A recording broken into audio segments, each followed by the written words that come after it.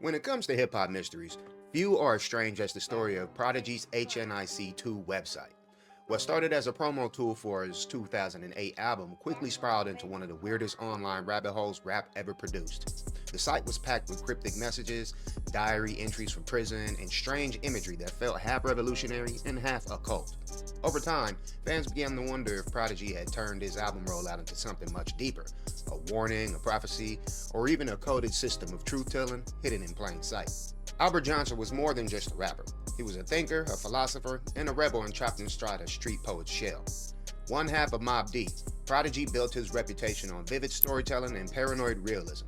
His lyrics were full of war zone imagery, secret societies, and coded knowledge long before conspiracy talk was mainstream in hip-hop. By the time HNIC 2 rolled around, he was no longer just reporting from the front lines, he was trying to decode the system itself, and the website for the project was his digital blueprint. When Prodigy began promoting HNIC 2, he was on his way to serving a 3-year sentence for a gun charge. That timing made the site even stranger. He couldn't actively post or tour, yet new updates kept appearing, written in his voice, full of reflections about society, government, and spirituality. Fans wondered who was actually running it. Prodigy through letters and phone calls, or someone else channeling his energy online. Either way, the posts came off like transmissions from a man stuck between two worlds, the system and the screen. At first glance, the site was a typical 2000s design. Dark background, static images, gritty fonts. But deeper inside, things got weird. There were pages that were randomly low with grainy photos, reverse text, and paragraphs that read more like coded manifestos than promo copy. Some fans claim that clicking around long enough led to hidden sections that referenced Project Monarch, Illuminati control, and human energy harvesting. Others said it was just overzealous fans connecting dots. But that's the beauty of it. Prodigy made sure you couldn't tell where the art stopped and the truth began. One of the site's core features was his prison journal. He wrote about his daily routine, thoughts on the government, diet, and what he saw as spiritual warfare. In one post, he called out the Illuminati directly, naming names and connecting politics to the music industry. In another, he broke down food manipulation, vaccines, and mind control, years before the topics hit mainstream internet culture. The fans reading in 2008, they weren't just posts, they were revelations. He was saying things most rappers didn't dare to whisper. His website dropped right before the wave of YouTube documentaries and Reddit threads that made hip-hop conspiracy talk go viral. Back then, artists like him and Killer Priest, Immortal Technique, and Razzcast were fringe poets, the ones saying the uncomfortable stuff. But what set Prodigy apart was he didn't just rap about it, he created an interactive space around it. The HNIC2 website became a digital meeting point for fans to share theories and decode his messages. It wasn't just an album rollout, it was a classroom disguised as promo. Fans soon discovered URLs attached to the site that weren't listed publicly. Some led to blank screens with strange white text, others static heavy videos with Prodigy's voice layered over distorted beats. One supposed hidden page read, "They watch from the shadows, but I see them too." Whether real or rumor, screenshots circulated around hip-hop message boards like AllHip-Hop.com and Boxden. Each new discovery fueled the sense that Prodigy had planted something. Digital breadcrumbs that blurred the line between paranoia and prophecy. If you strip away the internet folklore, the message was simple: wake up. He used the website to encourage fans to question authority, watch what they eat, read about ancient history, and study secret power structures. He saw the world as a chessboard and knowledge as the only real weapon.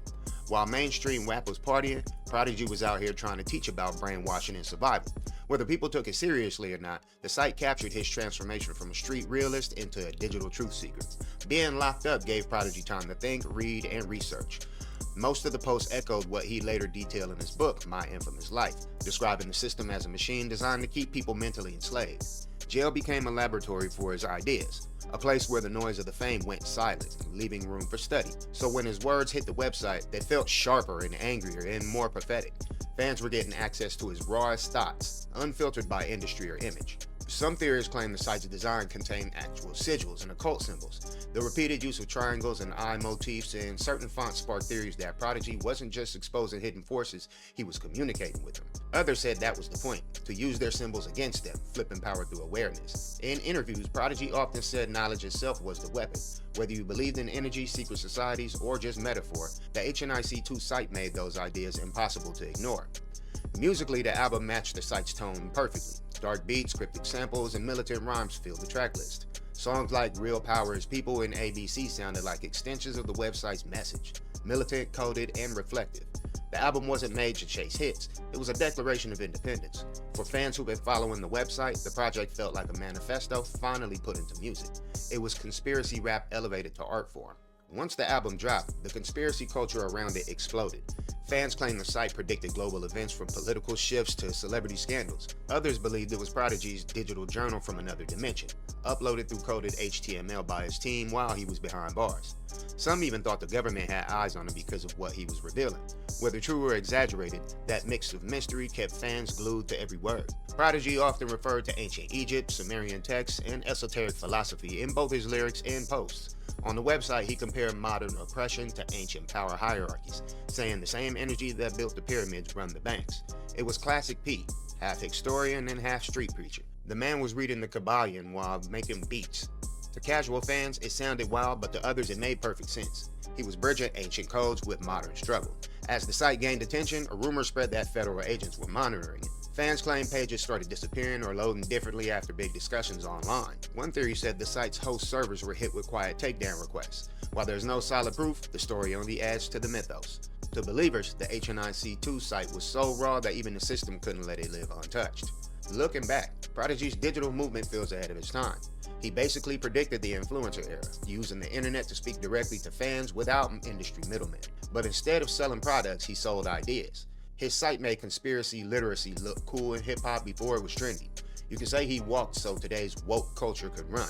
The blueprint he left behind is still visible in the way artists today build mythologies online. HNIC always stood for head in charge, but by HNIC2, the meaning had evolved. The Prodigy has symbolized self-mastery, being in control of your mind, not just your crew. On the website, he wrote that the true power is mental, not material. It was as if he was reclaiming the phrase as a spiritual title. The two didn't just mark a sequel, it represented evolution, a second phase of his awakening, so to say. Over time, the website became legend.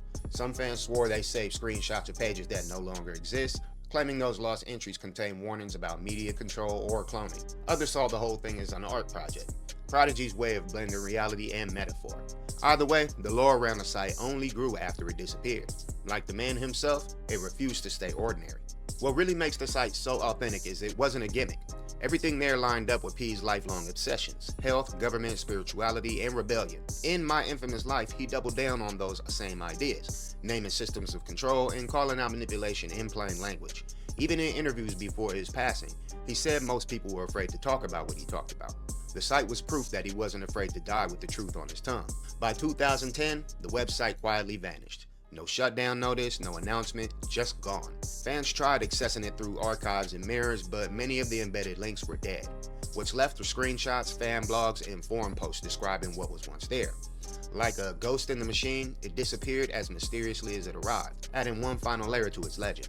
Today, you can see pieces of the HNIC2 concept in newer artists who blend truth-telling with myth-building.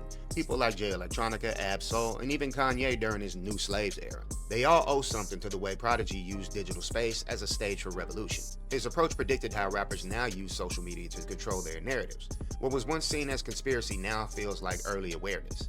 He wasn't crazy, he was just early. In the end, Prodigy's HNIC2 website stands as one of hip-hop's first real digital conspiracies. It blurred the line between album promo, prophecy, and protest. Whether you saw it as truth, performance, or both, it reflected a man who refused to shut down or shut up, even when the system locked him down. His words reached fans through the wire, sparking curiosity that still burns today. Long after the site's gone, the message still remains. Real power is people, and knowledge is the only key.